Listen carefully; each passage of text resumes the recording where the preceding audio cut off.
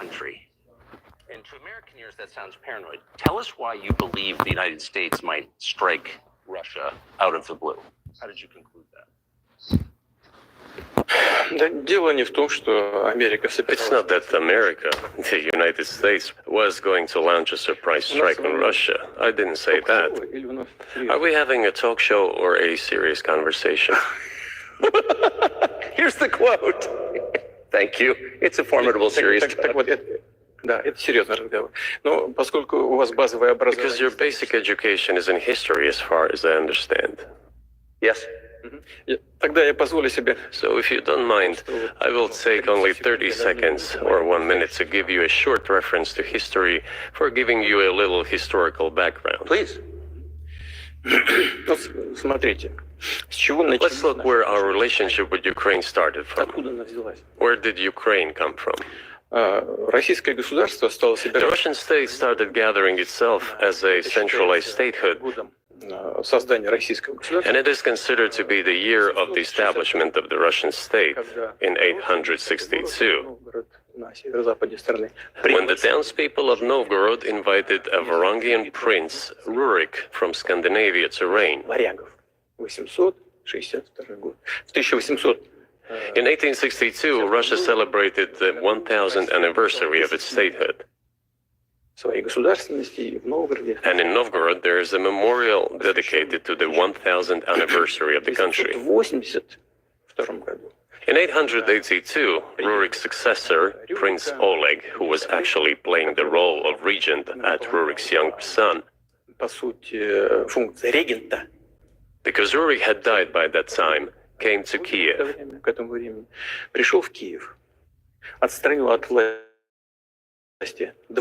He ousted two brothers who apparently had once been members of Rurik's squad. So Russia began to develop with two centers of power, Kiev and Novgorod.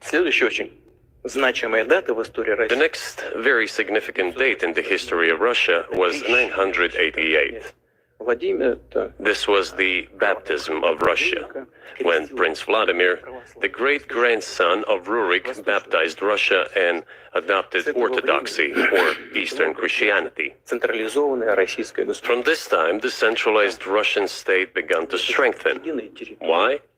Because of the single territory, integrated economic ties, one and the same language, and, after the baptism of Russia, the same faith and rule of the prince. The centralized Russian state began to take shape. Back in the Middle Ages, Prince Yaroslav the Wise introduced the order of succession to a throne. But after he passed away, it became complicated for various reasons. The throne was passed not directly from father to eldest son, but from the prince who had passed away to his brother, then to his sons in different lines. All this led to the fragmentation and the end of Rus as a single state. There was nothing special about it. The same was happening then in Europe.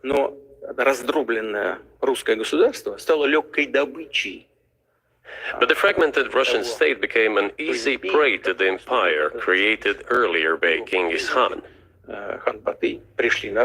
His successors, namely Batu Khan, came to Rus, plundered and ruined nearly all the cities. The southern part, including Kiev, by the way, and some other cities, simply lost independence, while northern cities preserved some of their sovereignty. They had to pay tribute to the horde, but they managed to preserve some part of their sovereignty. And then a unified Russian state began to take shape with its center in Moscow. The southern part of Russian lands, including Kiev, began to gradually gravitate towards another magnet, the center that was emerging in Europe. This was the Grand Duchy of Lithuania. It was even called the Lithuanian-Russian Duchy, because Russians were a significant part of this population. They spoke the old Russian language and were Orthodox. Великое княжество Литовское. But then there was a unification, the union of the Grand Duchy of Lithuania and the Kingdom of Poland. Уже в духовной сфере. A few years later, another union was signed, Священников подчинилось власти. but this time already in the religious sphere. И таким образом вот эти земли. Some of the Orthodox priests became subordinate to the Pope. Thus, these lands became part of the Polish-Lithuanian state. Ополячиванием этой части населения. Язык внедряли туда свой. During decades, the Poles were engaged in Polonization of this part of the population. Они живут в Украине. They introduced their language there, tried to entrench the idea that this population was not exactly Russians, На окраине. that because they lived on the fringe, they were Ukrainians. Занимается Originally, the word Ukrainian meant that a person was living on the outskirts of the state, along the fringes, or was engaged in a border patrol service. It didn't mean any particular ethnic group. поляки всячески So the Poles were trying to, относились in every possible way, to colonize this part of the Russian lands and actually treated it rather harshly, not to say cruelly. All that led to the fact that this part of the Russian lands began to struggle for their rights. писали письма. They wrote letters to Warsaw demanding that their rights be observed and people be commissioned here, including to Kiev.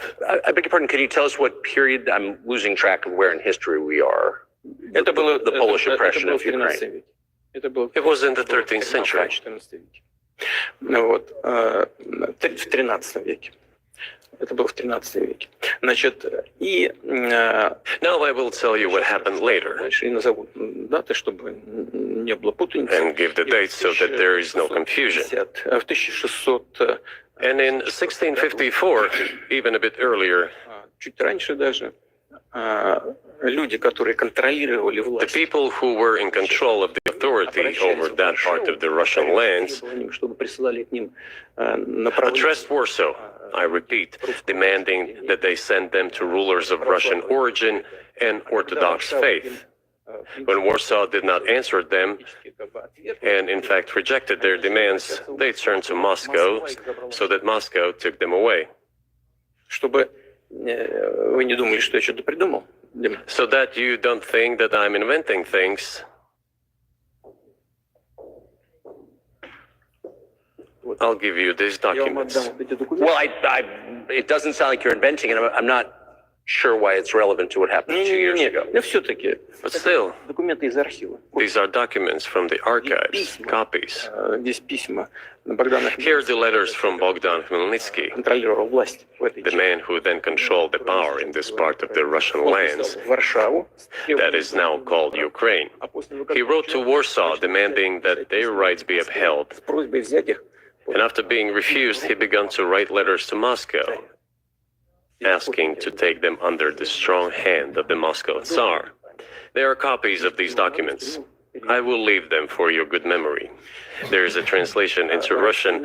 You can translate it into English later. Потому что Russia would not agree to admit them straight away, assuming that the war with Poland would start. Nevertheless, in 1654, the pan-Russian assembly of top clergy and landowners, headed by the Tsar, часть древнерусских земель вошла which was the representative body of the power of the old Russian state, decided to include a part of the old Russian lands into Moscow Kingdom. перемирие было заключено. As expected, the war with Poland began.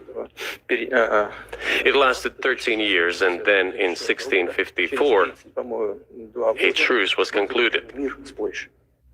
Вечный мир, как это было. And 32 years later, I think, a peace treaty with Poland, which they called Eternal Peace, was signed. Отошла к России. And these lands, the whole left bank of Dnieper, including Kiev, went to Russia. Затем, во времена And the whole right bank of Dnieper remained in России Poland. вернула все исторические земли. Under the rule of Catherine the Great, Russia reclaimed all of its historical lands, including in the south and west. Да, а вот This all lasted until the revolution. воспользовавшись Before World War I, организацией, Austrian General Staff relied on the ideas of Ukrainianization and started actively promoting the ideas of Ukraine and the Ukrainianization. в преддверии мировой войны, конечно, было стремление ослабить потенциал. Their motive was obvious. Было стремление. Just before World War I, they wanted to weaken the potential enemy and secure themselves favorable conditions in the border area.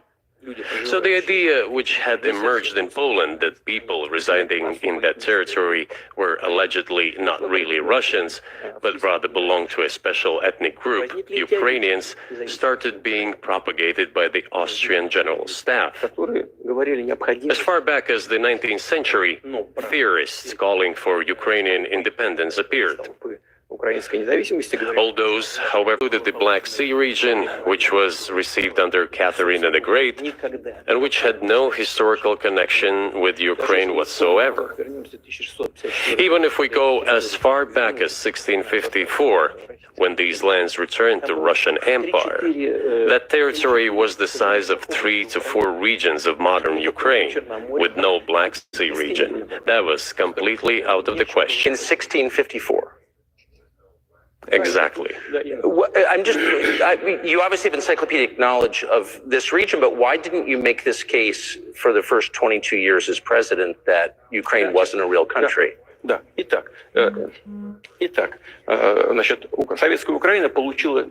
The Soviet Union was given a great deal of territory that had never belonged to it, including the Black Sea region. Когда Россия их получила в результате. At some point, when Russia received them as an outcome of the Russo-Turkish Wars, they were called New Russia or Novorossiya. But that does not matter. What matters is that Lenin, the founder of the Soviet state, established Ukraine that way. For decades, the Ukrainian Soviet Republic developed as part of the USSR. And for unknown reasons, again, the Bolsheviks were engaged in Ukrainianization. It was not merely because the Soviet leadership was composed to a great extent of those originating from Ukraine. Rather, it was explained by the general policy of indigenization pursued by the Soviet Union. Same things were done in other Soviet republics. This involved promoting national languages and national cultures, which is not a bad in principle. That is how the Soviet Ukraine was created. After the World War II, Ukraine received, in addition to the lands that had belonged to Poland before the war, part of the lands that had previously belonged to Hungary and Romania. So Romania and Hungary had some of their lands taken away and given to the Soviet Ukraine, and they still remain part of Ukraine. So in this sense, we have every reason to affirm that Ukraine is an artificial state that was shaped at Stalin's will. Do you believe Hungary has a right to take its land back from Ukraine and that other nations have a right to go back to their 1654 borders? Ну, я не знаю, как границы. I'm not sure whether they should go back to the 1654 borders. Все считают, что. But given Stalin's time, so-called Stalin's regime, which as many claim saw numerous violations of human rights and violations of the rights of other states, В этом смысле, конечно, вполне можно, ну, если не говорить о том, что они имеют на это право. one may say that they could claim back those lands of theirs while having no right to do that. It is at least understandable. Have you told Viktor Orban that he can have part of Ukraine? Никогда не говорил. Never. I have never told him, not a single time. У нас с ним даже на этот счет не было никаких разговоров. Но мне достоверно. We have not even had any conversation on that, but I actually know for sure that Hungarians who live there Они, конечно, хотят вернуться на свою историю. wanted to get back to their historical land. Интересную историю. Отвлекусь. Moreover, I would like to share a very interesting story with you. Значит, где-то I digress, it's a personal one. из Somewhere in the early 80s, I went on a road trip in a car from then Leningrad across the Soviet Union through Kiev. въехал Made a stop in Kiev and then went to western Ukraine. название I города. went to the town of Beregovoye. And all the names of towns and villages there were in Russian and in the language I did not understand, in Hungarian, in Russian and in Hungarian, Возле not in Ukrainian, in Russian and in Hungarian. I was driving through some kind of village, and there were men sitting next to the houses, and they were wearing black three-piece suits and black cylinder hats. I asked, are they some kind of entertainers? I was told, no, they were not entertainers, they're Hungarians. I said, what are they doing here? What do you mean? This is their land, they live here. This was during the Soviet time in the 1980s. They preserved the Hungarian language, Hungarian names, and all their national costumes. They are Hungarians and they feel themselves to be Hungarians. And of course, when now there is an infringement. Well, that is, and there's a lot of that, though. I think many nations are upset about Transylvania as well, as you obviously know. But many nations feel frustrated by the redrawn borders of the wars of the 20th century and wars going back 1,000 years, the ones that you mentioned. But the fact is that you didn't make this case in public until 2 years ago, February. And in the case that you made, which I read today, you explain at great length that you felt a physical threat from the West in NATO, including potentially a nuclear threat. And that's what got you to move. Is that a fair characterization of what you said? Я понимаю, что поскольку мои длинные диалоги, они... I understand that my long speeches probably fall outside of the genre of the interview. That is why I asked you at the beginning, are we going to have a serious talk or a show? You said a serious talk. So bear with me, please. We're coming to the point where the Soviet Ukraine was established. Then, in 1991, the Soviet Union collapsed. And everything that Russia had generously bestowed on Ukraine was dragged away by the latter. I'm coming to a very important point of today's agenda. Thank you. After all, the collapse of the Soviet Union was effectively initiated by the Russian leadership. I do not understand what the Russian leadership was guided by at the time, but I suspect there were several reasons to think everything would be fine. Во-первых, я думаю, что руководство России исходило из того, что First, I think that then Russian leadership believed that the fundamentals of the relationship between Russia and Ukraine were, in fact, a common language. More than 90% of the population there spoke Russian. Family ties. Every third person there had some kind of family or friendship ties. Common culture, common history. Finally, common faith, coexistence with a single state for centuries, and deeply interconnected economies. All of these were so fundamental. All these elements together make our good relationships inevitable. The second point is a very important one.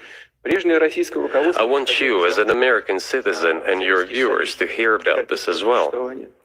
The former Russian leadership assumed that the Soviet Union had ceased to exist, and therefore there were no longer any ideological dividing lines. Russia even agreed voluntarily and proactively to the collapse of the Soviet Union, and believed that this would be understood by the so-called civilized West as an invitation for cooperation and association. That is what Russia was expecting, both from the United States and the so-called collective West as a whole. There were smart people, including in Germany, Egon Bahr, a major politician of the Social Democratic Party, who insisted in his personal conversations with the Soviet leadership on the brink of the collapse of the Soviet Union that a new security system should be established in Europe. Help should be given to unify Germany, but a new system should be also established to include the United States, Canada, Russia, and other Central European countries. Yes, but NATO needs not to expand. That's what he said. If NATO expands, everything would be just the same as during the Cold War, only closer to Russia's borders. That's all. He was a wise old man, but no one listened to him. In fact, he got angry once. If, he said, you don't listen to me, I'm never setting my foot in Moscow once again. Но, тем не менее, Everything happened just as he had said.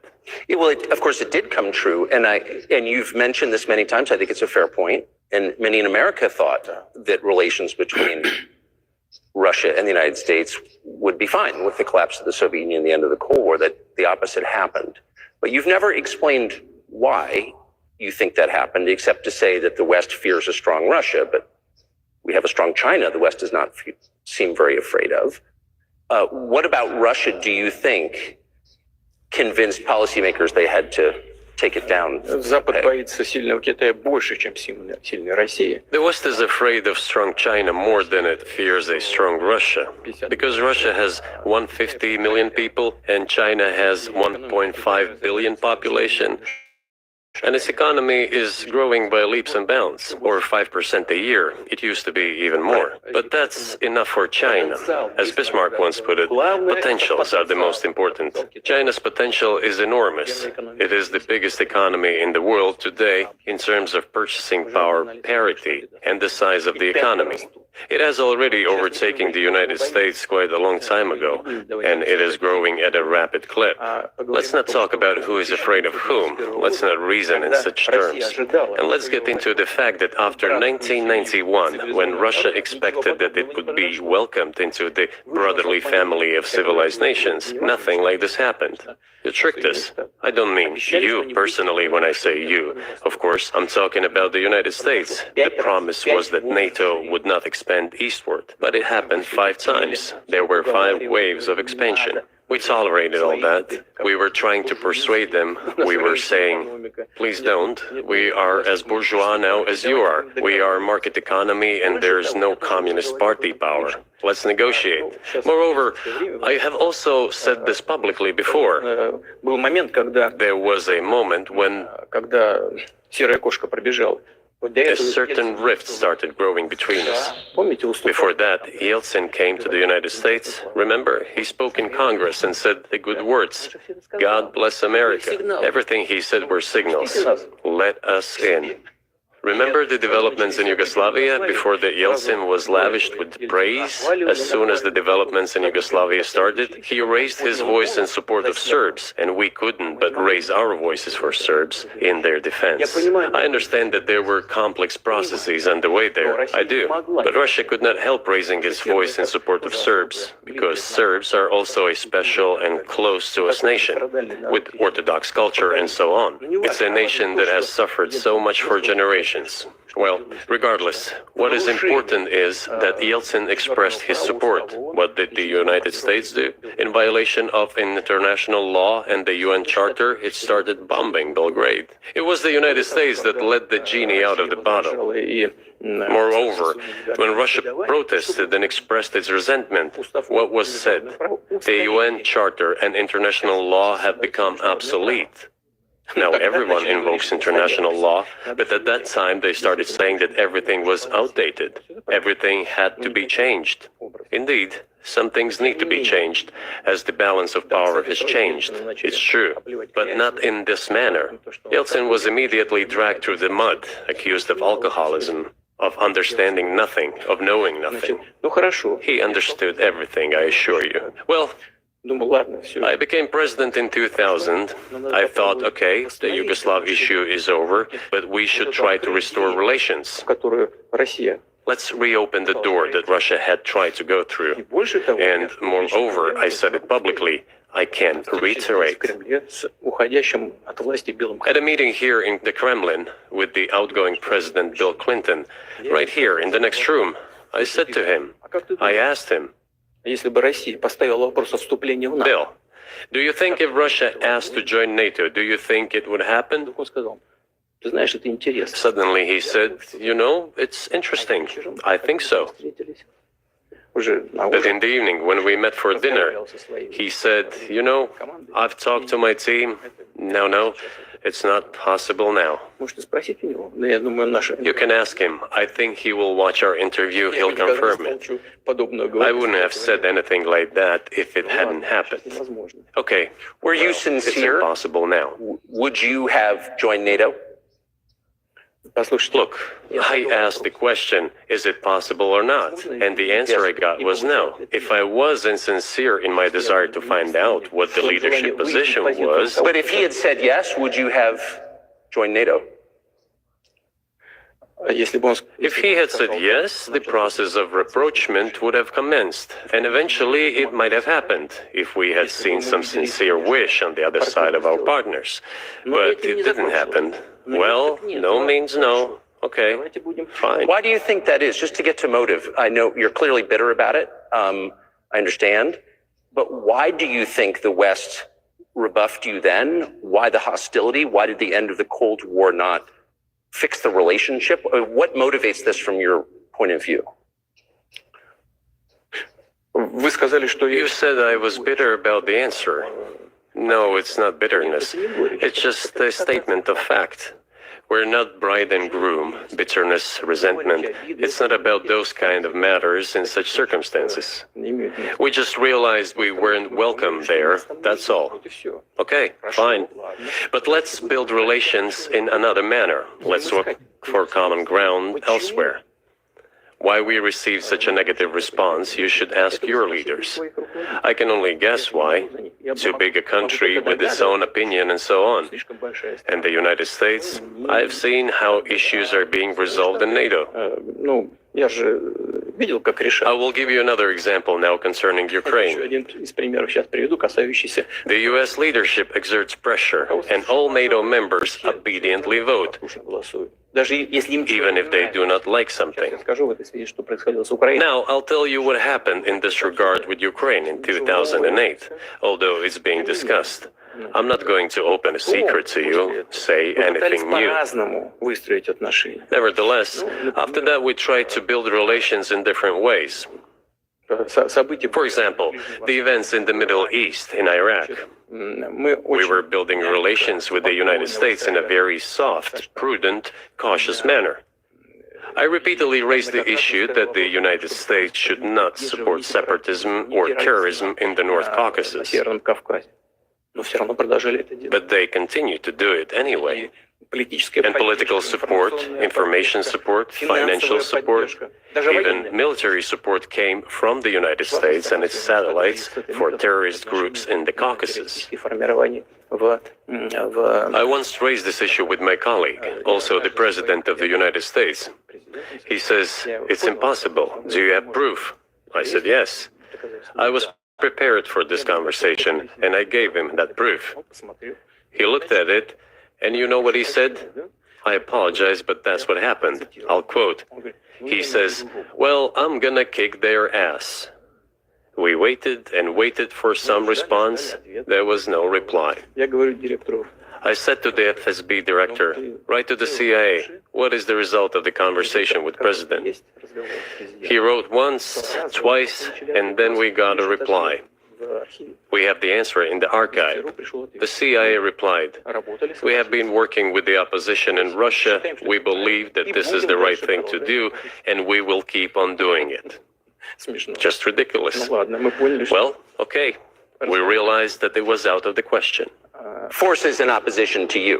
So you're saying the CIA is trying to overthrow your government? Ну, конечно, имелось в виду в данном Of случае... course, they meant in that particular case the separatists, the terrorists who fought with us in the Caucasus. Они называли... That's who they called the opposition. Это вот второй момент. This is the second Очень point. важный.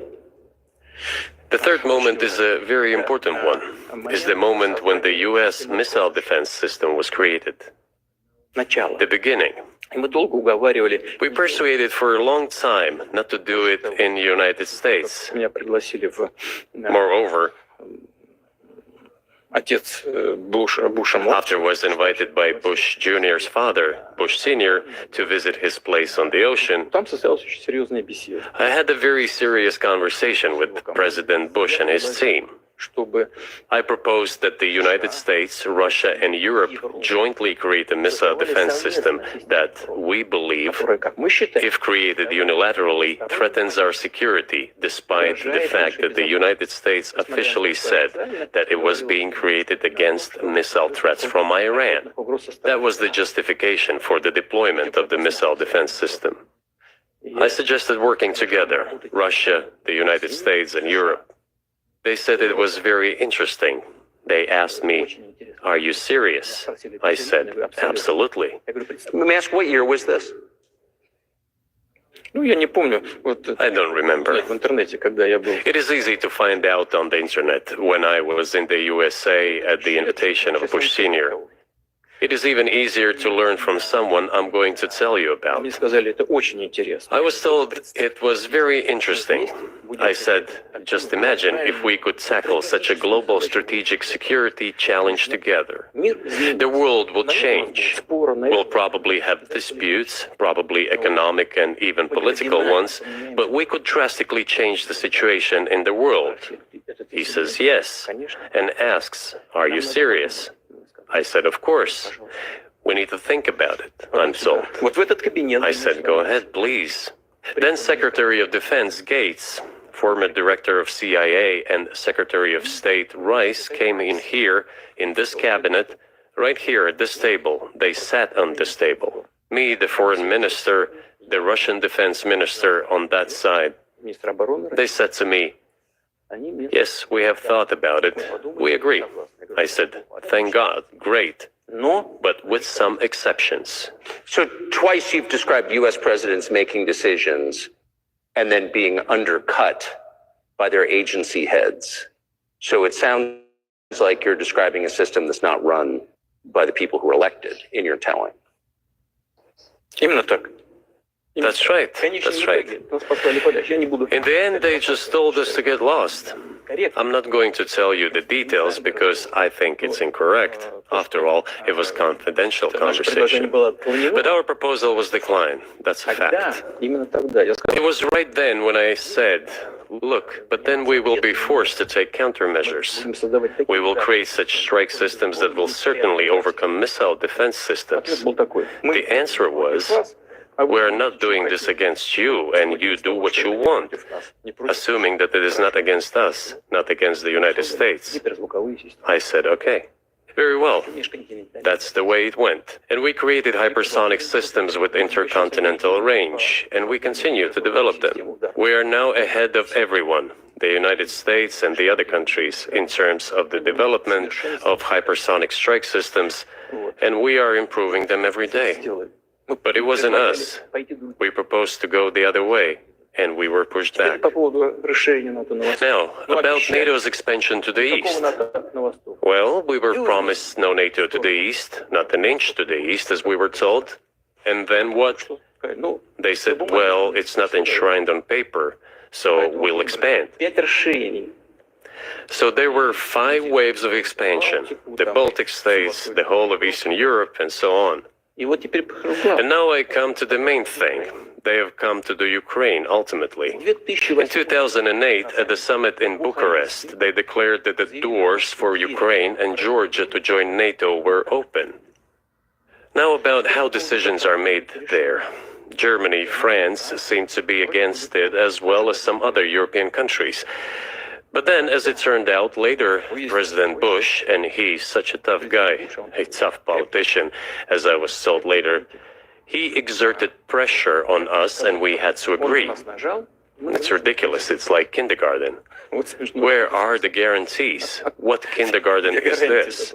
What kind of people are these? Who are they? Кто они такие? You see, they were pressed, they agreed. А потом они говорят, And then they say, Ukraine won't be in the NATO, you know?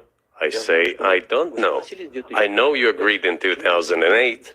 Why won't you agree in the future? я говорю, а почему завтра? Well, they pressed us then. I say, why won't they press you tomorrow? And you'll agree again.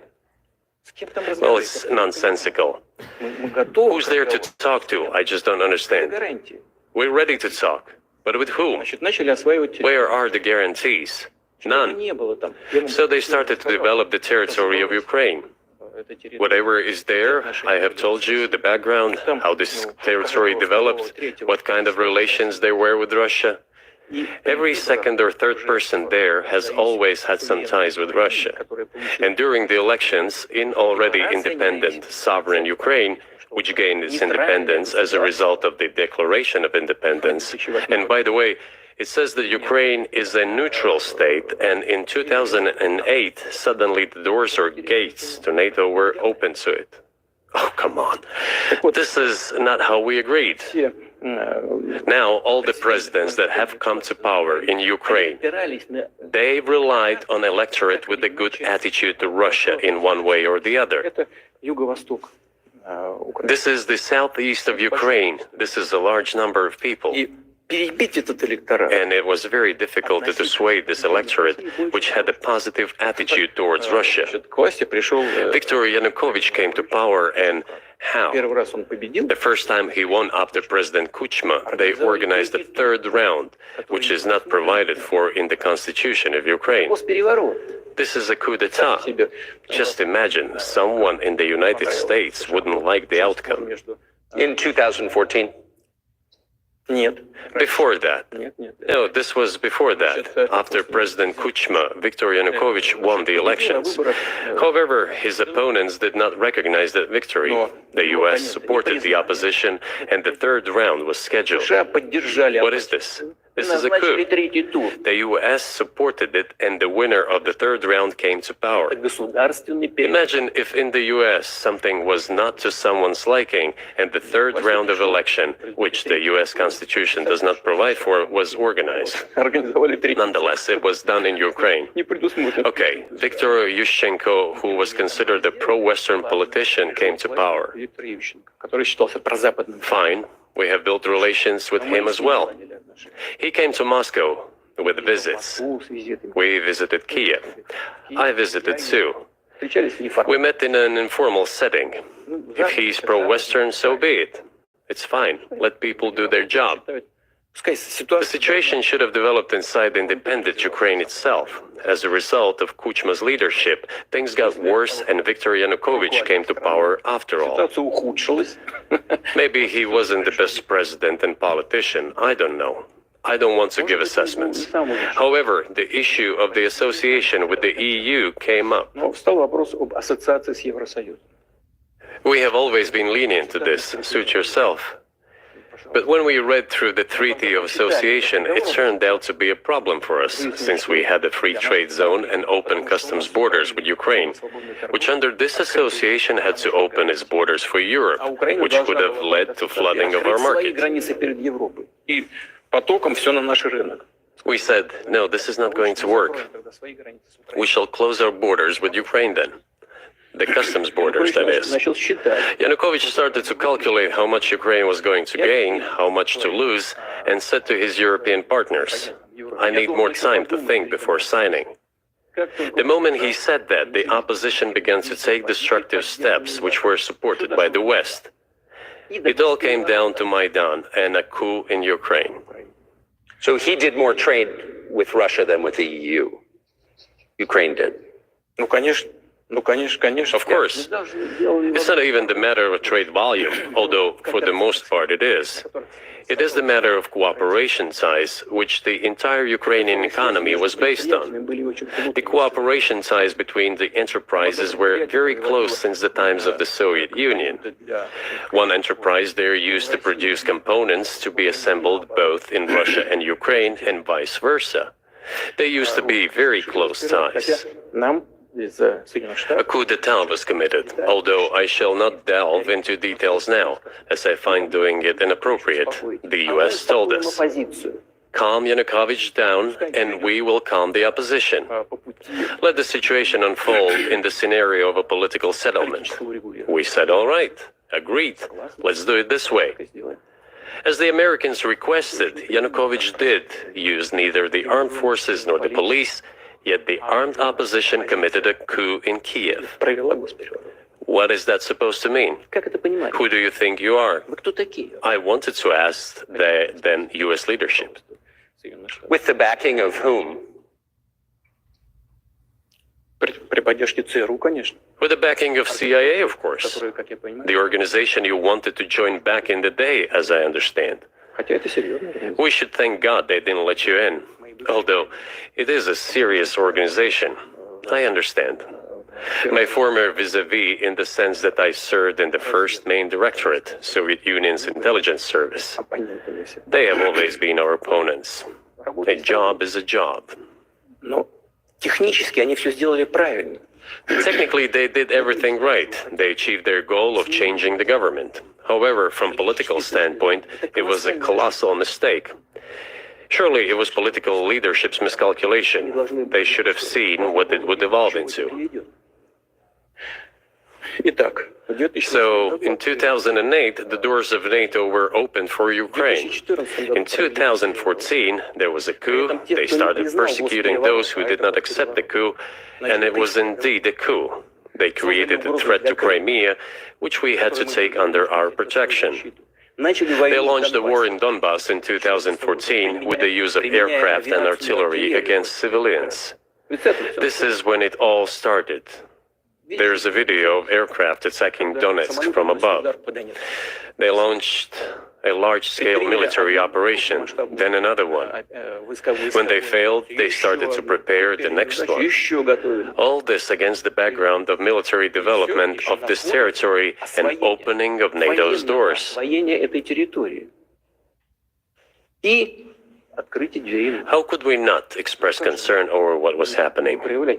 From our side, this would have been a culpable negligence. That's what it would have been. It's just that the US political leadership pushed us to the line we could not cross, because doing so could have ruined Russia itself. Besides, we could not leave our brothers in faith, in fact, a part of Russian people, in the face of this war machine. But that was 8 years before the current conflict started. So what was the trigger for you? What was the moment where you decided you had to do this? Спровоцировал конфликт изначально. Initially, it was the coup in Ukraine that provoked the conflict. By the way, back then the representatives of 3 European countries, Germany, Poland, and France, arrived. They were the guarantors of the signed agreement between the government of Yanukovych and the opposition. They signed it as guarantors. Despite that, the opposition committed a coup, and all these countries pretended that they didn't remember that they were guarantors of the peaceful settlement. They just threw it in the stove right away, and nobody recalls that. I don't know if the US know anything about the agreement between the opposition and the authorities. And its 3 guarantors who, instead of bringing this whole situation back in the political field, supported the coup. Although it was meaningless, believe me. Because President Yanukovych agreed to all conditions, he was ready to hold an early election which he had no chance of winning, frankly speaking. Everyone knew that. Then why the coup? Why the victims? Why threatening Crimea? Why launching an operation in Donbass? This I do not understand. That is exactly what the miscalculation is. CIA did its job to complete the coup. I think one of the deputy secretaries of state said that it cost a large sum of money, almost 5 billion. But the political mistake was colossal.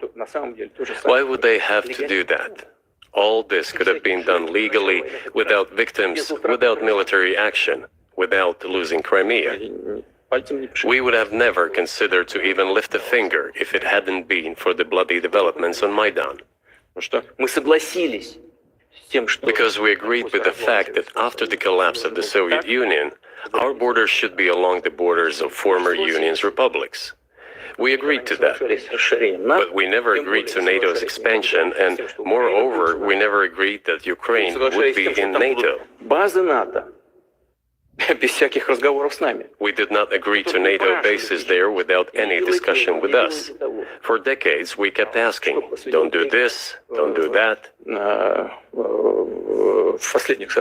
And what triggered the latest events? Firstly, the current Ukrainian leadership declared that it would not implement the Minsk agreements, which had been signed, as you know, after the events of 2014 in Minsk, where the plan of peaceful settlement in Donbass was set forth.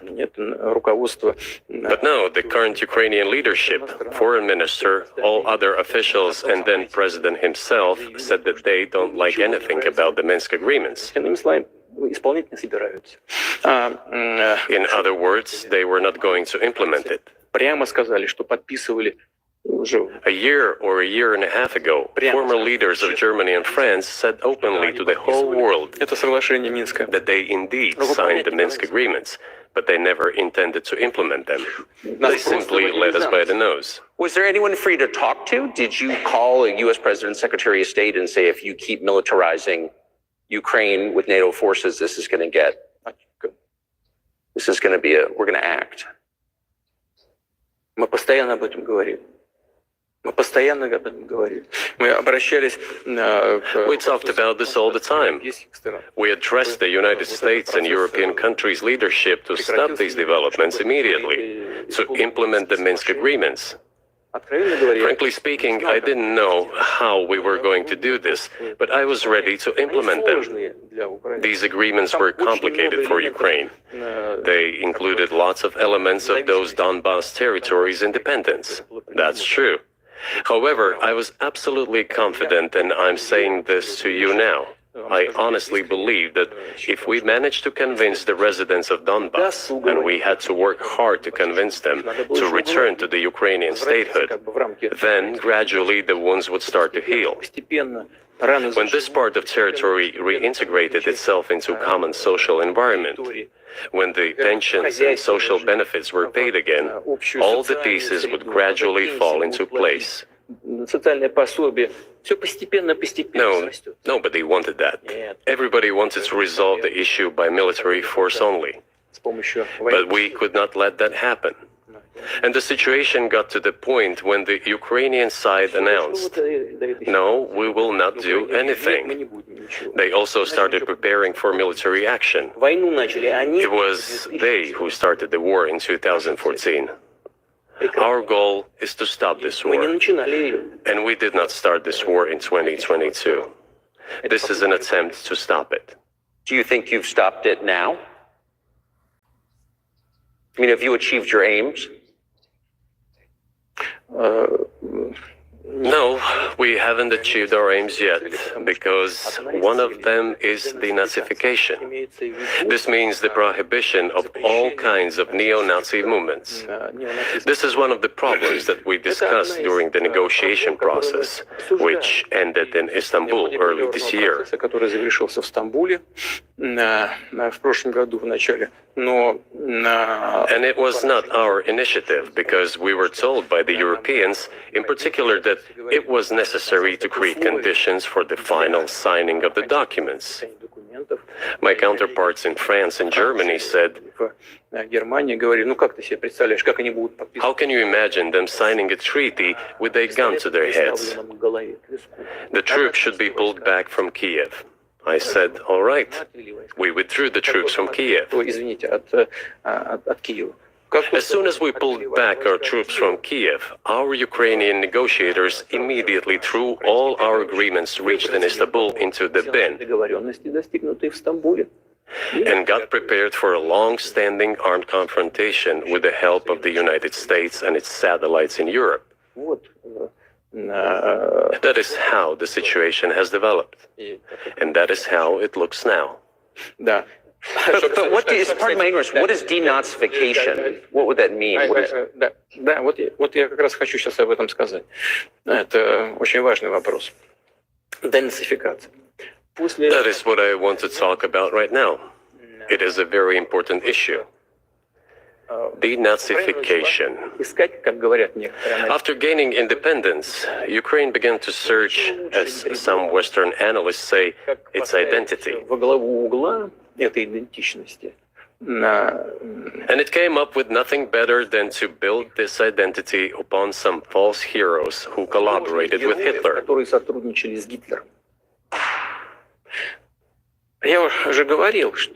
I have already said that in the early 19th century, when the theorists of independence and sovereignty of Ukraine appeared, they assumed that an independent Ukraine should have very good relations with Russia. But due to the historical development, those territories were part of the Polish-Lithuanian Commonwealth. Poland, where Ukrainians were persecuted and treated quite brutally, as well as were subject to cruel behavior. Идентичность. И вели себя очень жестоко. Это все осталось в памяти. There were also attempts to destroy their identity. Когда началась Вторая мировая война, часть этой All this remained in the memory of the people. When World War II broke out, part of this extremely nationalist elite collaborated with Hitler, believing that he would bring them freedom. она начала сотрудничать с Гитлером, полагая, что The German troops, even the SS troops, made Hitler's collaborators do the dirtiest work of exterminating the Polish and Jewish population. Hence this brutal massacre of the Polish and Jewish population, as well as the Russian population too. которые с Гитлером сотрудничали. Вот отсюда вот эта жестокая резня. This was led by the persons who are well known, Bandera, Shkevich.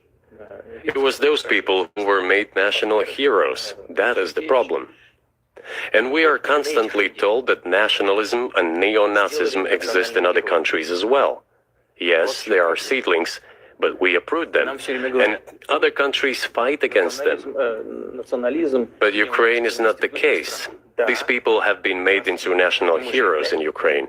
Monuments to those people have been erected. They are displayed on flags. Their names are shouted by crowds that walk with torches, as it was in Nazi Germany.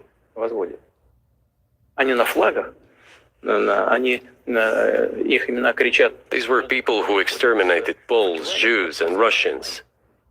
Это люди, которые уничтожали поляков, евреев и русских. Надо. It is necessary to stop this practice and prevent the dissemination of this concept. I say that Ukrainians are part of the one Russian people. They say, no, we are a separate people. Okay, fine. If they consider themselves a separate people, they have the right to do so, but not on the basis of Nazism, the Nazi ideology. Would you be satisfied with the territory that you have now? Нет, закончим. Вы же задали вопрос по неонацизму и денацификации. I will finish answering the question. You just asked a question about neo-Nazism and denazification. Замалчивается на Западе. Look, the president of Ukraine visited Canada. The story is well known, but being silenced in the Western countries. Спикер парламента. The Canadian Parliament introduced a man who, as the Speaker of the Parliament said, fought against the Russians during the World War II.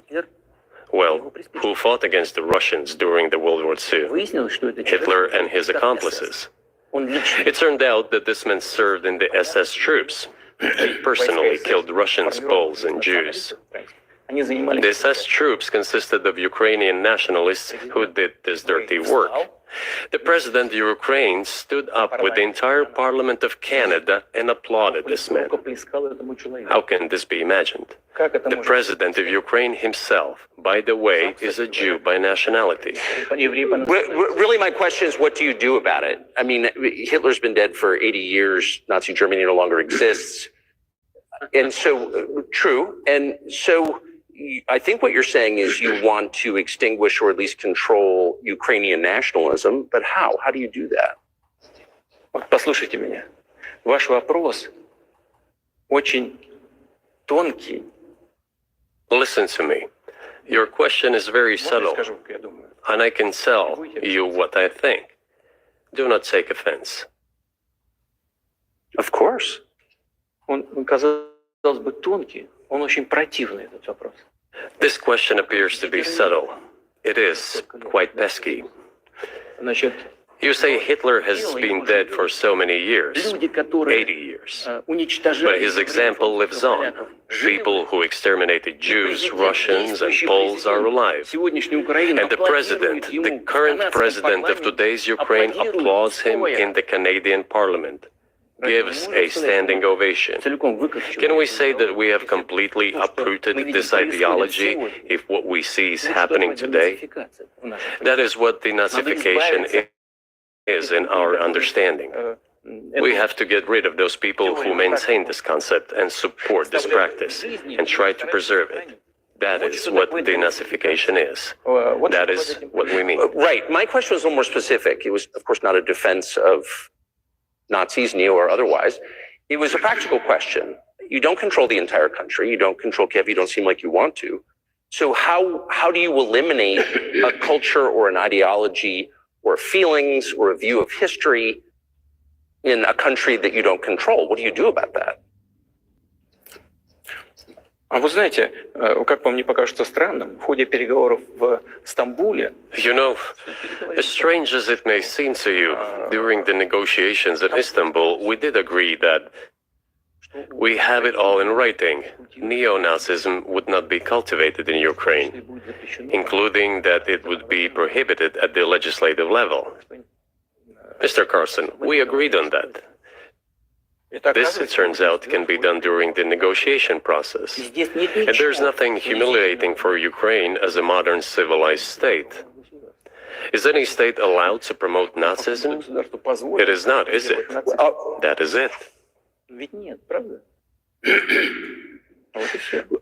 Will there be talks, and why haven't there been talks about resolving the conflict in Ukraine? Peace talks. Они дошли до очень высокой стадии согласования позиций. Сложно. They have been. They reached a very high stage of coordination of positions in a complex process, but still they were almost finalized.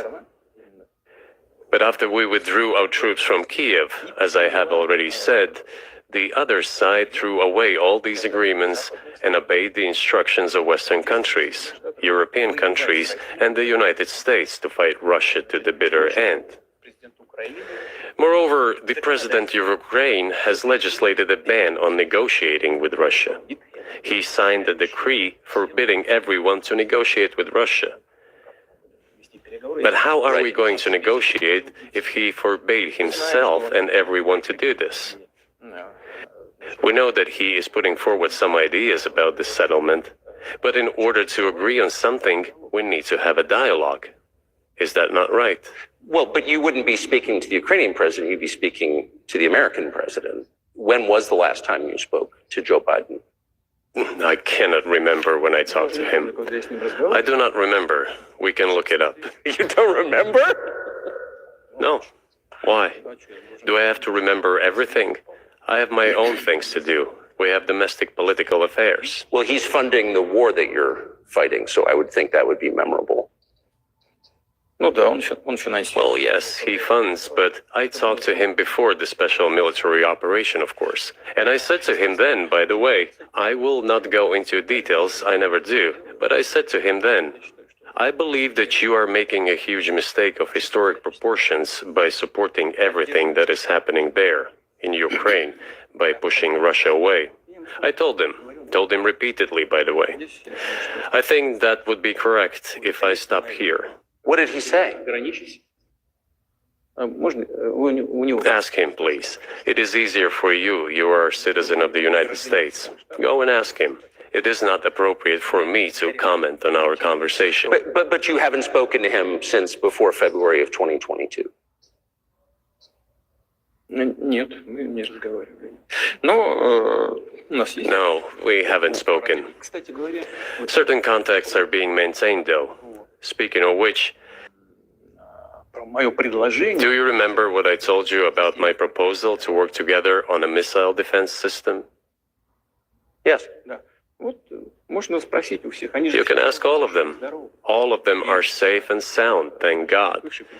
The former president, Condoleezza, is safe and sound, and I think Mr. Gates and the current director of the intelligence agency, Mr. Burns, the then ambassador to Russia, in my opinion, are very successful ambassador. Они все свидетели этих разговоров. They were all witnesses to these conversations. Ask them. Интересно, что ответили. Same here. If you are interested in what Mr. President Biden responded to me, ask him. At any rate, I talked to him about it. I'm definitely interested, but from the outside, it seems like this could devolve or evolve into something that brings the entire world into conflict and could initiate a nuclear launch. And so why don't you just call Biden and say, let's work this out? А что решать? Все очень... What's there to work out? It's very simple. I repeat, Есть контакты по линии там различных. we have contacts through various agencies. Я вам скажу, что мы говорим на эту тему. I will tell you what we are saying on this matter and what we are conveying to the U.S. leadership. Боевые. If you really want to stop fighting, you need to stop supplying weapons. It will be over within a few weeks. That's it. Тогда можно договориться. And then we can agree on some terms. Before you do that, stop. Чё мне? What's easier? Why would I call him? Или... What should I talk to him about? Or beg him for what? And what Вы messages do you собираетесь get back? поставить такое-то оружие на Украину. You're going to deliver such and such weapons to Ukraine? Oh, I'm afraid, please don't.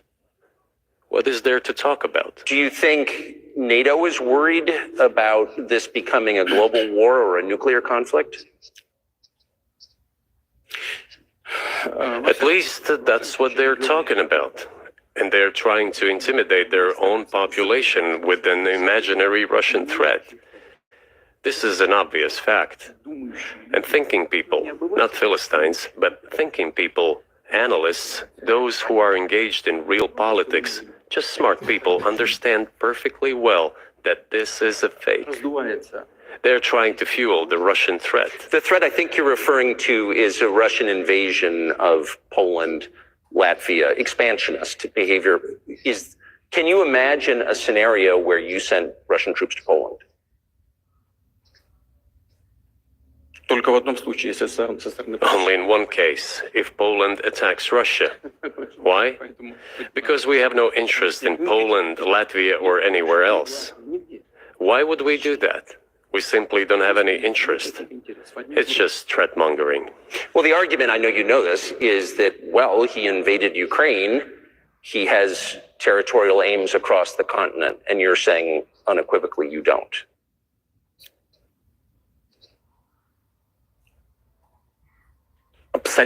Это абсолютно исключено. It is absolutely out of the question. Никаким аналитиком. You just don't have to be any kind of analyst. It goes against common sense to get involved in some kind of a global war. Глобальная война поставить на грань. And a global war will bring all humanity to the brink of destruction. It's obvious. Вот. И есть, конечно, средства. There are certainly means of deterrence. They have been scaring everyone with us all along. Tomorrow Russia will use tactical nuclear weapons. Tomorrow Russia will use that. No, the day after tomorrow. So what? Выбить из налогоплательщиков. In order to extort additional money from US taxpayers and European taxpayers in the confrontation with Russia in the Ukrainian theater of war. The goal is to weaken Russia as much as possible. One of our senior United States senators from the state of New York, Chuck Schumer, said yesterday, I believe, that we have to continue to fund the Ukrainian effort or U.S. soldiers, citizens could wind up fighting there. How do you assess that?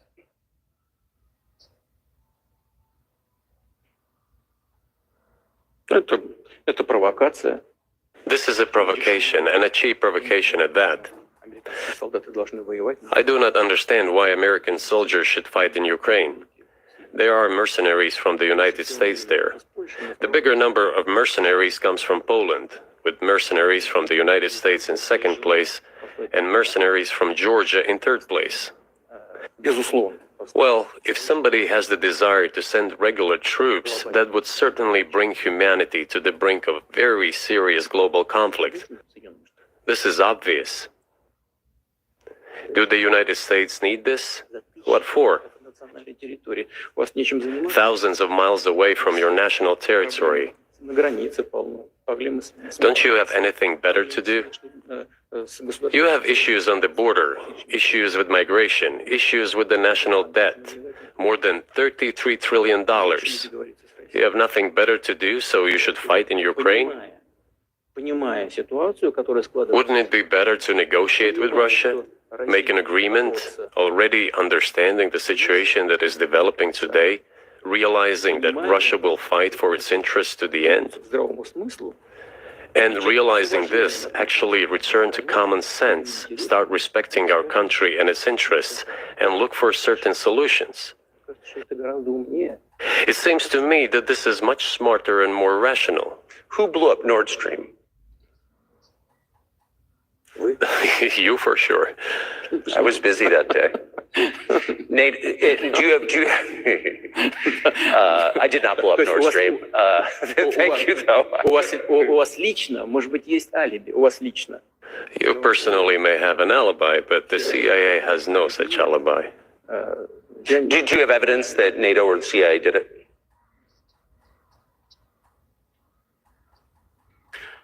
Вы знаете, You know, I won't get into details, but people always say in such cases, look for someone who is interested. But in this case, we should not only look for someone who is interested, but also for someone who has capabilities. Because there may be many people interested, but not all of them are capable of sinking to the bottom of the Baltic Sea and carrying out this explosion. These two components should be connected. Who is interested and who is capable of doing it? But I'm confused. I mean, that's the biggest act of industrial terrorism ever, and it's the largest emission of CO2 in history. Okay, so if you had evidence, and presumably given your security services, your intel services, you would, that NATO, the US, CIA, the West did this, why wouldn't you present it and win a propaganda victory? In the war of propaganda, it is very difficult to defeat the United States, because the United States controls all the world's media and many European media. The ultimate beneficiary of the biggest European media are American financial institutions. Don't you know that? So it is possible to get involved in this work, but it is cost prohibitive, so to speak. We can simply shine the spotlight on our sources of information, and we will not achieve results. It is clear to the whole world what happened, and even American analysts talk about it directly. It's true. Yes, but here's a question you may be able to answer. You worked in Germany, famously. The Germans clearly know that their NATO partner did this, and it damaged their economy greatly. It may never recover. Why are they being silent about it? That's very confusing to me. Why wouldn't the Germans say something about it? This also confuses me. But today's German leadership is guided by the interests of the collective West rather than its national interests. Otherwise, it is difficult to explain the logic of their action or inaction. After all, it is not only about Nord Stream 1, which was blown up, and the Nord Stream 2 was damaged. But one pipe is safe and sound, and gas can be supplied to Europe through it. But Germany does not open it. We are ready, please. There's another route through Poland called Yamal Europe, which also allows for large flow. Poland has closed it, but Poland packs from the German hand. It receives money from the pan-European funds, and Germany is the main donor to these pan-European funds. Germany feeds Poland to a certain extent, and they close their route to Germany. Why? I don't understand. Ukraine, to which the Germans supply weapons and give money. Germany is the second sponsor of the United States in terms of financial aid to Ukraine. There are two gas routes through Ukraine. They simply closed one route, the Ukrainians. Open the second route and please get gas from Russia. They do not open it.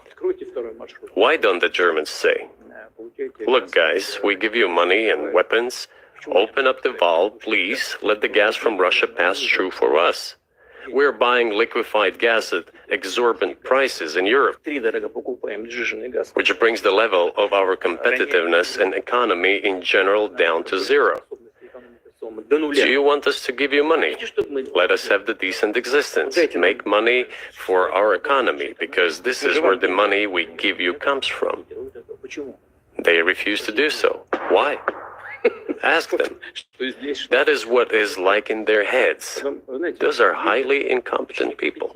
Well, maybe the world is breaking into two hemispheres one with cheap energy, the other without. And I want to ask you that if we're now a multipolar world, obviously we are, can you describe the blocks of alliances? Who is in each side, do you think? Послушайте, вы сказали, мир разделяется на... Listen, you have said that the world is breaking into two hemispheres. A human brain is divided into two hemispheres. Одну сферу деятельности, другая более креативная. One is responsible for one type of activities, the other one is more about creativity and so on. But it is still one and the same head. The world should be a single whole. Security should be shared rather than meant for the golden billion. That is the only scenario where the world could be stable, sustainable, and predictable. Until then, while the head is split in two parts, it is an illness, a serious adverse condition. It is a period of severe disease that the world is going through now. But I think that thanks to honest journalism, this work is akin to work of the doctors. This could somehow be remedied. Well, let's just give one example, the US dollar, which has kind of united the world in a lot of ways, maybe not to your advantage, but certainly to ours. Is that going away as the reserve currency, the universally accepted currency? How have sanctions, do you think, changed the dollar's place in the world? Вы знаете, это одна из грубейших You know, to use the dollar as a tool of foreign policy struggle is one of the biggest strategic mistakes made by the US political leadership. Это основа основ могущества США. The dollar is the cornerstone of the United States power. I think everyone understands very well that no matter how many dollars are printed, they're quickly dispersed all over the world. 3%, примерно 3-4, что ли. Вот, приемлемо для США абсолютно. Inflation in the United States is minimal. It's about 3 or 3.4%, which is, I think, totally acceptable for the US. But they won't stop printing. What does the debt of $33 trillion tell us about? It is about the emission.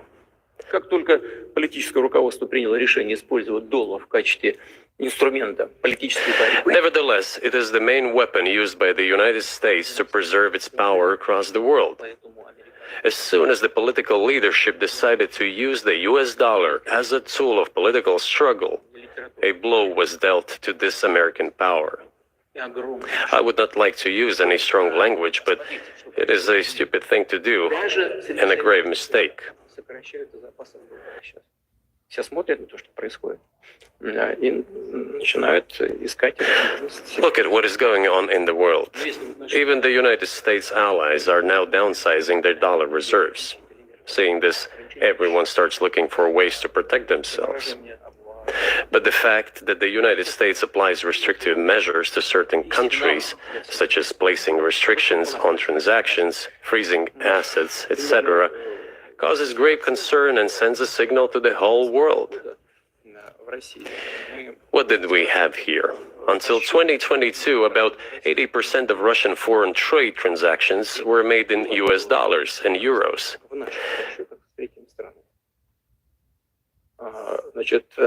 US dollars accounted for approximately 50% of our transactions with third countries, while currently it is down to 13%. It wasn't us who banned the use of the US dollar.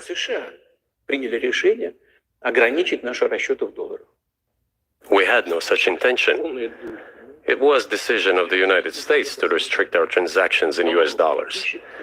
I think it is complete foolishness from the point of view of the interests of the United States itself and its taxpayers, as it damages the US economy, undermines the power of the United States across the world. By the way, our transactions in yuan accounted for about 3%. Today, 34% of our transactions are made in rubles and about as much, a little over 34% in yuan. Why did the United States do this? My only guess is self-conceit. They probably thought it would lead to full collapse, but nothing collapsed. Moreover, other countries, including oil producers, are thinking of and already accepting payments for oil in yuan. Do you even realize what is going on or not? Does anyone in the United States realize this? What are you doing? You are cutting yourself off. All experts say this. Ask any intelligent and thinking person in the United States what the dollar means for the US. You're killing it with your own hands. I think that's I think that's a fair assessment. The question is what comes next, and maybe you trade one colonial power for another, much less sentimental and forgiving colonial power. I mean, is the BRICS, for example, in danger of being completely dominated by the Chinese economy in a way that's not good for their sovereignty? Do you worry about that? We have heard those boogeyman stories before. It is a boogeyman story. We're neighbors with China. You cannot choose neighbors just as you cannot choose close relatives. We share a border of 1,000 kilometers with them. This is number one. Second, we have a centuries-long history of coexistence. We're used to it. Third, China's foreign policy philosophy is not aggressive. Its idea is to always look for compromise, and we can see that. The next point is as follows. We're always told the same boogeyman story, and here it goes again. Through an euphemistic form, but it is still the same boogeyman story. The cooperation with China keeps increasing. The pace at which China's cooperation with Europe is growing is higher and greater than that of the growth of Chinese-Russian cooperation. Ask Europeans, aren't they afraid? They might be, I don't know. But they are still trying to access China's market at all costs, especially now that they are facing economic problems. Chinese businesses are also exploring the European market. Do Chinese businesses have small presence in the United States? Yes, the political decisions are such that they are trying to limit their cooperation with China. It is to your own detriment, Mr. Tucker, that you are limiting cooperation with China. You are hurting yourself. It is a delicate matter, and there are no silver bullet solutions, just as it is with the dollar. So, before introducing any illegitimate sanctions, illegitimate in terms of the Charter of the United Nations, one should think very carefully. For decision makers, this appears to be a problem. So you said a moment ago that the world would be a lot better if it weren't broken into competing alliances, if there was cooperation globally. One of the reasons you don't have that is because the current American administration is dead set against you. Do you think if there were a new administration after Joe Biden that you would be able to reestablish communication with the U.S. government? Or does it not matter who the president is? Сейчас скажу, но чтобы закончить предыдущий вопрос. I will tell you, but let me finish the previous thought. We, together with my colleague and friend, President Xi Jinping, set a goal to reach $200 billion of mutual trade with China this year. We have exceeded this level. According to our figures, our bilateral trade with China totals already $230 billion, and the Chinese statistics says it is $240 billion. One more important thing, our trade is well balanced, mutually complementary in high-tech, energy, scientific research and development. It is very balanced. As for BRICS, where Russia took over the presidency this year, the BRICS countries are, by and large, developing very rapidly. Look, if memory serves me right, back in 1992, the share of the G7 countries in the world economy amounted to 47%, whereas in 2022, it was down to, I think, a little over 30%. Мировой экономики составляла The BRICS countries accounted for only 16% in 1992, but now their share is greater than that of the G7. It has nothing to do with the events in Ukraine. This is due to the trends of global development and world economy, as I mentioned just now. And this is inevitable. This will keep happening. It is like the rise of the sun. You cannot prevent the sun from rising. You have to adapt to it. How do the United States adapt? With the help of force, sanctions, pressure, bombings, and use of armed forces. This is about self-conceit. Your political establishment does not understand that the world is changing under objective circumstances. And in order to preserve your level, even if someone aspires, to the level of dominance, you have to make the right decisions in a competent and timely manner. Such brutal actions, including with regard to Russia and, say, other countries, are counterproductive. This is an obvious fact. It has already become evident. You just asked me if another leader comes and changes something. It is not about the leader. It is not about the personality of a particular person. I had a very good relationship with, say, Bush. I know that in the United States, he was portrayed as some kind of a country boy who does not understand much. I assure you that this is not the case. I think he made a lot of mistakes with regard to Russia, too. I told you about 2008 and the decision in Bucharest to open the NATO's doors for Ukraine and so on. That happened during his presidency. He actually exercised pressure on the Europeans.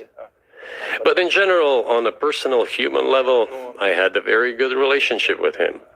He was no worse than any other American or Russian or European politician. I assure you, he understood what he was doing as well as others.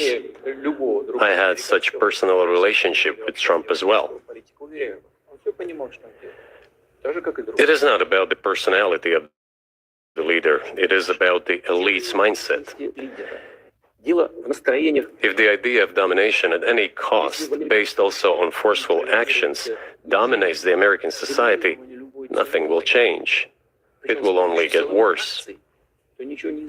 But if, in the end, one comes to the awareness that the world has been changing due to the objective circumstances, and that one should be able to adapt to them in time, using the advantages that the US still has today, then perhaps something may change. Look, China's economy has become the first economy in the world in purchasing power parity. In terms of volume, it overtook the US a long time ago. The USA comes second, then India, 1.5 billion people, and then Japan, with Russia in the fifth place. Russia was the first economy in Europe last year, despite all the sanctions and restrictions. Is it normal from your point of view? Sanctions, restrictions, impossibility of payments in dollars, being cut off from SWIFT services, sanctions against our ships carrying oil, sanctions against airplanes, sanctions in everything, everywhere. The largest number of sanctions in the world which are applied against Russia. And we have become Europe's first economy during this time. The tools that the US uses don't work. Well, one has to think about what to do. If this realization comes to the ruling elites, then yes, then the first person of the state will act in anticipation of what the voters and the people who make decisions at various levels expect from this person. Then maybe something will change. But you're describing two different systems. You say that the leader acts in the interest of the voters, but you also say these decisions are not made by the leader, they're made by the ruling classes. You've run this country for so long, you've known all these American presidents. What are those power centers in the United States, do you think? Like, who actually makes the decisions? Я не знаю. Это Америка сложная страна, такая очень, с одной стороны, консервативная. I don't know. America is a complex country, conservative on one hand, rapidly changing on the other. It's not easy for us to sort it all out. Who makes decisions in the elections? Is it possible to understand this when each state has its own legislation? Each state regulates itself? Someone can be excluded from elections at the state level. It is a two-stage electoral system. It is very difficult for us to understand it. Certainly, there are two parties that are dominant, the Republicans and the Democrats. And within this party system, the centers that make decisions, that prepare decisions. Then, look, why, in my opinion, after the collapse of the Soviet Union, such an erroneous, crude, completely unjustified policy of pressure was pursued against Russia? After all, this is a policy of pressure. NATO expansion, support for the separatists in Caucasus, creation of a missile defense system. These are all elements of pressure. Pressure, pressure, pressure. Then dragging Ukraine into NATO is all about pressure, pressure, pressure. Why? I think, among other things, because excessive production capacities were created. During the confrontation with the Soviet Union, there were many centers created and specialists on the Soviet Union who could not do anything else. They convinced the political leadership that it is necessary to continue chiseling Russia, to try to break it up, to create on this territory several quasi-state entities, and to subdue them in undivided form, to use their combined potential for the future struggle with China. This is a mistake, including the excessive potential of those who worked for the confrontation with the Soviet Union. It is necessary to get rid of this. There should be new, fresh forces, people who look into the future and understand what is happening in the world. Look at how Indonesia is developing. 600 million people. Where can we get away from that? Nowhere. We just have to assume that Indonesia will enter. It is already in the club of the world's leading economies, no matter who likes it or dislikes it. Yes, we understand and are aware that in the United States, despite all the economic problems, the situation is still normal, with the economy growing decently. The GDP is growing by 2.5%, if I'm not mistaken. But if we want to ensure the future, then we need to change our approach to what is changing. As I already said, the world would nevertheless change, regardless of how the developments in Ukraine end. The world is changing. In the United States themselves, experts are writing that the United States are nonetheless gradually changing their position in the world. It is your experts who write that. I just read them. The only question is how this would happen, painfully and quickly, or gently and gradually. And this is written by people who are not anti-American. They simply follow global development trends. That's it. And in order to assess them and change policies, we need people who think, look forward, can analyze and recommend certain decisions at the level of political leaders. I just have to ask, you've said clearly that NATO expansion eastward is a violation of the promise you all made in 1990. It's a threat to your country. Right before you sent troops into Ukraine, the Vice President of the United States went to the Munich Security Conference and encouraged the President of Ukraine to join NATO. Do you think that was an effort to provoke you into military action? Мы просто, я еще раз повторяю, мы многократно предлагали... I repeat once again, we have repeatedly proposed to seek a solution to the problems that arose in Ukraine after 2014 coup d'etat through peaceful means. But no one listened to us. And moreover, the Ukrainian leaders who were under the complete US control suddenly declared that they would not comply with the Minsk agreements. They disliked everything there and continued military activity in that territory. Шло освоение этой территории натовскими военными структурами. Под видом различных центров. And in parallel, that territory was being exploited by NATO military structures under the guise of various personnel training and retraining centers. They essentially began to create bases there. That's all. Ukraine announced that the Russians were a non-titular nationality, while passing the laws that limit the rights of non-titular nationalities in Ukraine. Ukraine, having received all these southeastern territories as a gift from the Russian people, suddenly announced that the Russians were a non-titular nationality in that territory. Is that normal?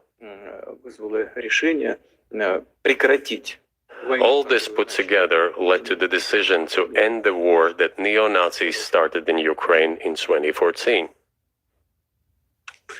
Do you think Zelensky has the freedom to negotiate a settlement to this conflict?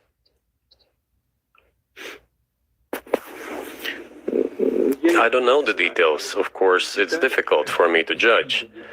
But I believe he has, in any case, he used to have. His father fought against the fascists, Nazis, during World War II. I once talked to him about this. I said, Volodya, what are you doing? Why are you supporting neo-Nazis in Ukraine today, while your father fought against fascism? He was a frontline soldier. I will not tell you what he answered. This is a separate topic, and I think it's incorrect for me to do so. But as to the freedom of choice, why not? He came to power on the expectations of Ukrainian people that he would lead Ukraine to peace. He talked about this. It was thanks to this that he won the elections overwhelmingly. But then, when he came to power, in my opinion, he realized two things. Firstly, it is better not to clash with neo-Nazis and nationalists because they are aggressive and very active. You can expect anything from them. And secondly, the US-led West supports them and will always support those who antagonize with Russia. It is beneficial and safe. So he took the relevant position despite promising his people to end the war in Ukraine. He deceived his voters. But do you think at this point, as of February 2024, he has the latitude, the freedom to speak with you or your government directly about putting an end to this, which clearly isn't helping his country or the world? Can he do that, do you think?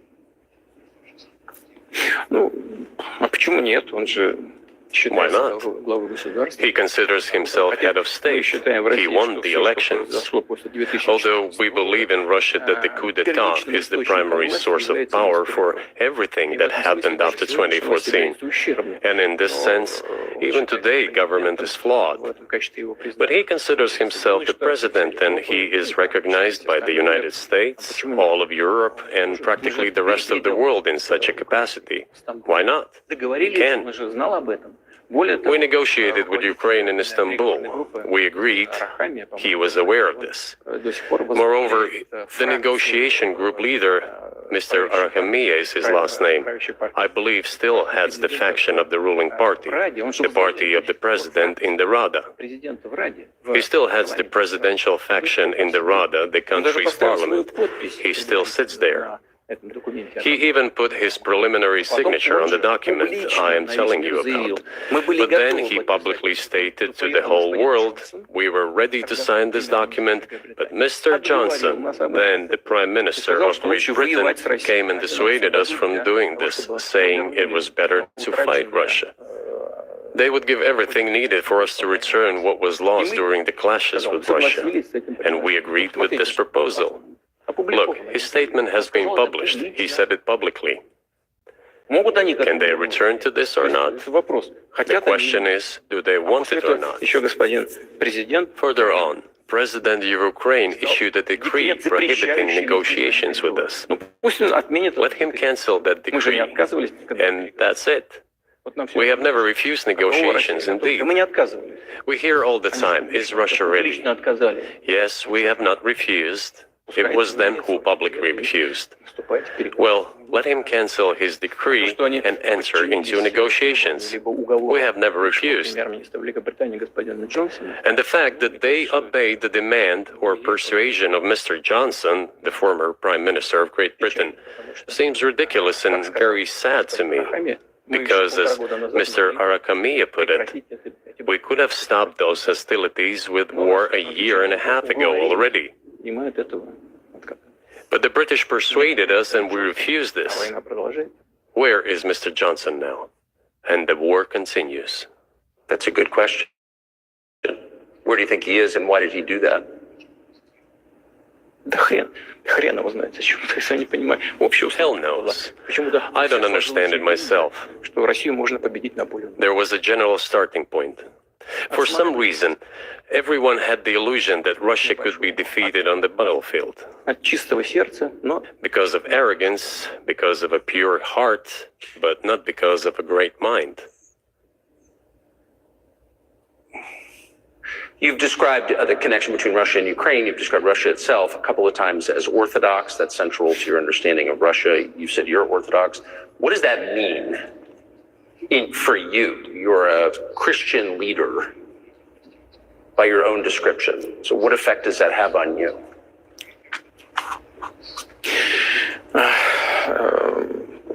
You know, as I already mentioned, in 988, Prince Vladimir himself was baptized following the example of his grandmother, Princess Olga. And then he baptized his squad.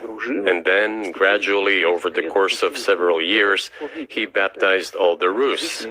It was a lengthy process, from pagans to Christians. It took many years. But in the end, this orthodoxy, Eastern Christianity, deeply rooted itself in the consciousness of the Russian people. Когда Россия расширялась, When Russia expanded and absorbed other nations who profess Islam, Buddhism, and Judaism, Russia has always been very loyal to those people who profess other religions.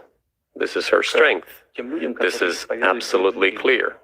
And the fact is that the main postulates, main values are very similar, not to say the same, in all world religions I've just mentioned, and which are the traditional religions of the Russian Federation, Russia.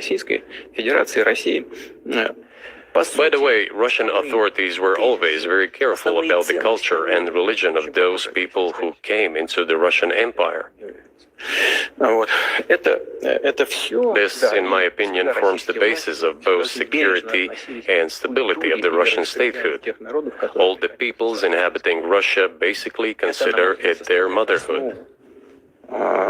If, say, people move over to you or to Europe from Latin America, an even clearer and more understandable example, people come, but yet they have come to you or to European countries from their historical homeland. And people who profess different religions in Russia consider Russia their motherland. They have no other motherland. We are together. This is one big family, and our traditional values are very similar. I've just mentioned one big family, but everyone has her own family. And this is the basis of our society. And if we say that the motherland and the family are specifically connected with each other, it is indeed the case, since it is impossible to ensure a normal future for our children and our families unless we ensure a normal, sustainable future for the entire country, for the motherland. That is why patriotic sentiment is so strong in Russia. But can I say that the one way in which the religions are different is that Christianity is specifically a nonviolent religion. Jesus says, turn the other cheek, don't kill. How can a leader who has to kill, of any country, how can a leader be a Christian? How do you reconcile that to yourself?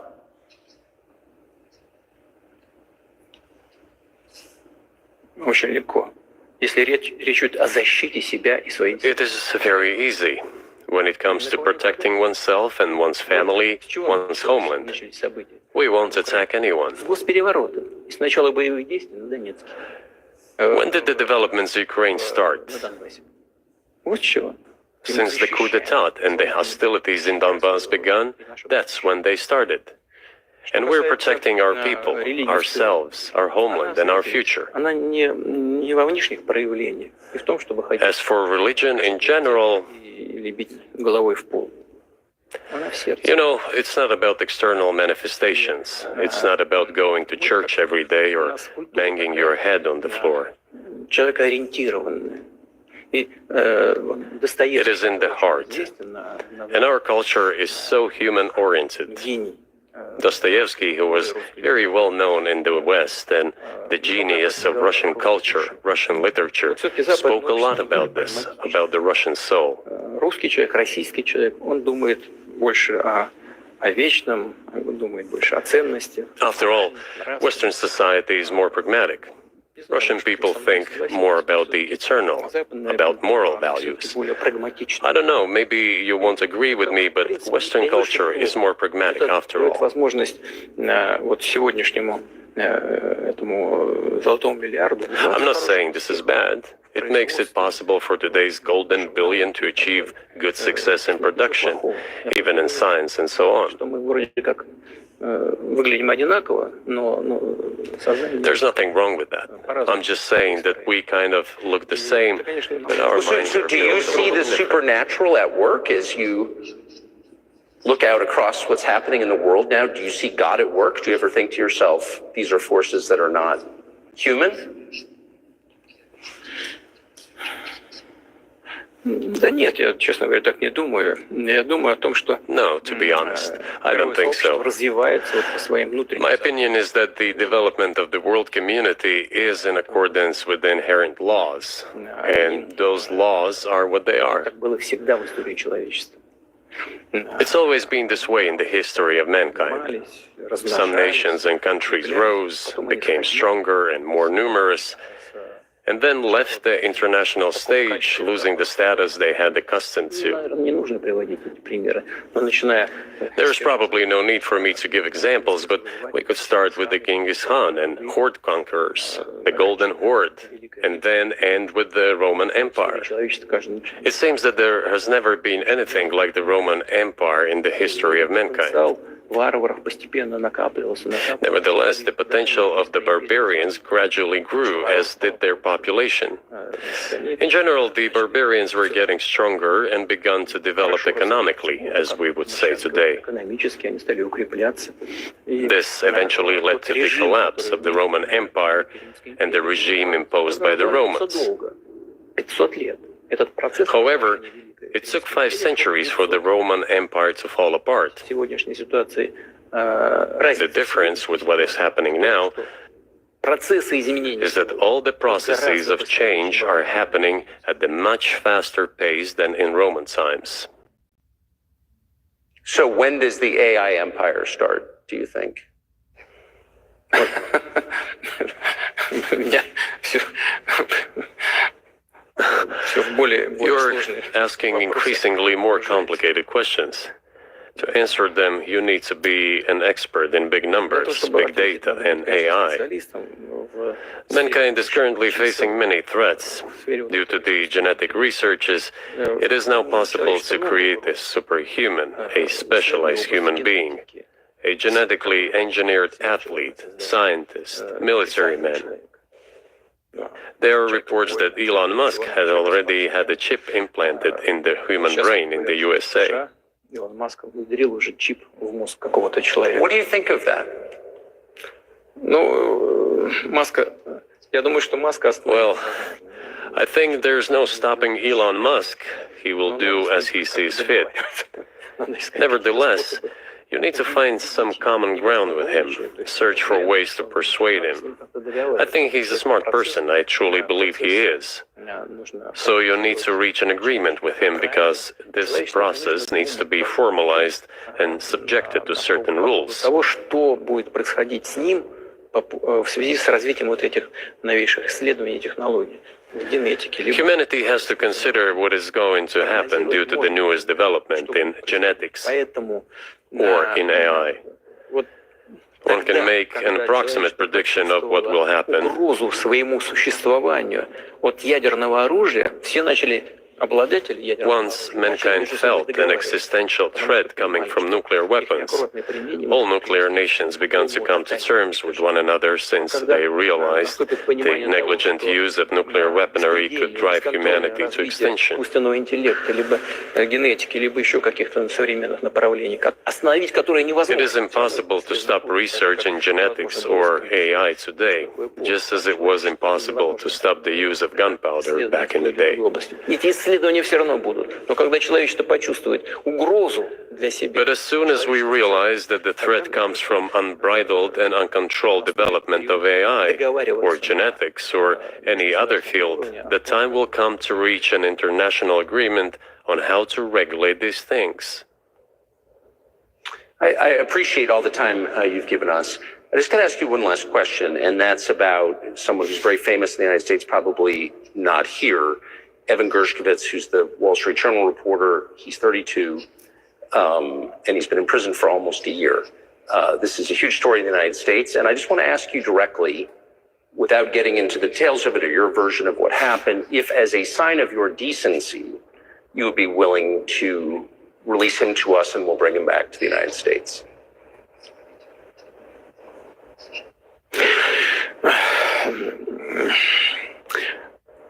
мы столько сделали жестов доброй воли, что, мне кажется, мы исчерпали все лимиты. We have done so many gestures of goodwill out of decency that I think we have run out of them. Ни разу не ответил. Но We have never seen anyone reciprocate to us in a similar manner. что мы However, in theory, we can say that we do not rule out that we can do that исключаем того, что мы можем это if our сделать partners take reciprocal steps. в встречном движении со стороны наших When I talk about the partners, I first of all refer to special services. представителей специальных служб. Special services are in contact with one another. They are talking about the matter in question. На то, чтобы не решить это. There is no taboo to settle this Мы issue. готовы ее решать. We are willing to solve Есть it. определенные условия, которые But there are certain terms being discussed via special services channels. партнерским каналом между спецслужбами. I believe an agreement can be reached. So typically, I mean, this stuff has happened for obviously centuries. One country catches another spy within its borders, it trades it for one of its own intel guys in another country. I think what makes, and it's not my business, but what makes this difference is the guy's obviously not a spy, he's a kid. And maybe he was breaking your law in some way, but he's not a super spy, and everybody knows that. And he's being held hostage in exchange, which is true. With respect, it's true, and everyone knows it's true. So maybe he's in a different category. Maybe it's not fair to ask for, somebody else in exchange for letting him out. Maybe it degrades Russia to do that. Вы знаете, можно как угодно говорить, что такое шпион, что не шпион. You can give different interpretations to what constitutes a spy, but there are certain things provided by law. If person gets secret information and does that in conspiratorial manner, then this is qualified as espionage. And that is exactly what he was doing. He was receiving classified, confidential information, and he did it covertly. Maybe he did that out of carelessness or his own initiative. Considering the sheer fact that this is qualified as espionage, the fact has been proven as he was caught red-handed when he was receiving this information. If it had been some far-fetched excuse, some fabrication, something not proven, it would have been a different story then. But he was caught red-handed when he was secretly getting confidential information. What is it then? But are you suggesting that he was working for the U.S. government or NATO, or he was just a reporter who was given material he wasn't supposed to have? Those seem like very different things. Я не знаю, на кого он работал. Но повторяю еще. I don't know who he was working for, but I would like to reiterate that getting classified information in secret is called espionage, and he was working for the U.S. Special Services, some other agencies. I don't think he was working for Monaco, as Monaco is hardly interested in getting that information. It is up to special services to come to an agreement. По нашему мнению, не связаны. Some groundwork has been laid. There are people who, in our view, are not connected with special services. Соединенных Штатов. Let me tell you a story about a person serving a sentence in an allied country of the US. Соображений ликвидировал в That одной из person, due to европейских столиц patriotic sentiments, eliminated a bandit in one of the European capitals. во время событий на Кавказе. Знаете, что During the events in the Caucasus, do you know what he was doing? хочется говорить, но тем не менее скажу. I don't want to say that, but I will do it anyway. He was laying our soldiers, taken prisoner, on the road and then drove his car over their heads. What kind of person is that? И человек Can he even be called human? нашелся патриот, который ликвидировал его в одной из европейских столиц. But there was a patriot who eliminated him in one of the European По capitals. инициативе или нет, Whether he did it of his own volition or not, that is a